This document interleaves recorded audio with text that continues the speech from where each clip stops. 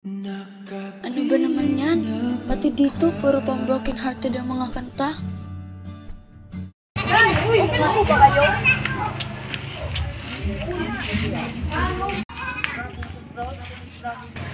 Nay, kanina ko pa po kayo sinusundan. Parang nawawala po kayo.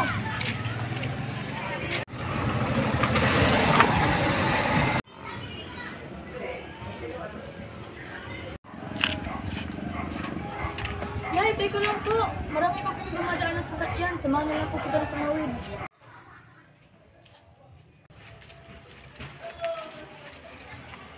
Alam niyo po ba, Nay, nung ako nasa koleyo, mayroon akong isang teacher. Masungit siya sa klase.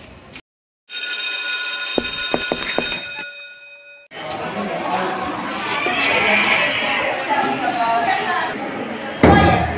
Bring out your books and turn to page 51. Today's lesson is about greatest love and first love. Who can tell me the difference? Mr. Lucas. Nobody? None of you can even answer me. This is a simple question, and yet nobody can answer me. It depends, Mom. But usually, losing a greatest love hurts more because they're the person you connected with deeply and imagine a future with. Losing a greatest love feels like losing yourself more. Why are you late, Miss Trinity? Ano po kasi, Ma'am? Bumili po ako ng ballpen. Let me remind you, I don't allow any of you to use vernacular language during my class. I bought a pen, Ma'am. Sit down and bring out your books. Yan si Ma'am Evangelista, strikta, laging nakasimangot, nakakatakot. Para siyang pinaglihi ng sama ng loob. Yes, Miss Tolentino? Parang kada araw na lang, may issue siya. Playing again, Miss Tolentino? Where is your book? How will you read the lesson? Why are you absent yesterday? Pero kahit ganun siya pa rin ang favorite teacher ko. I'm really worried about your grades.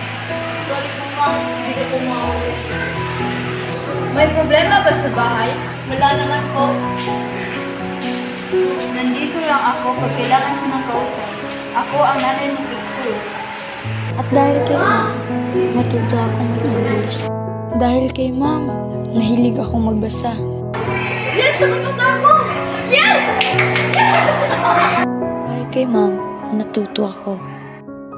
Nay, nandito na po tayo sa bahay niyo.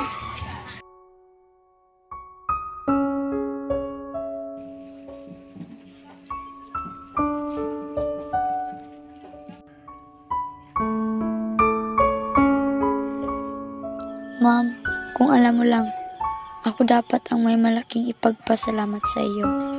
Parte ka ng tagumpay na meron ako ngayon. Kaya ma'am, maraming salamat po.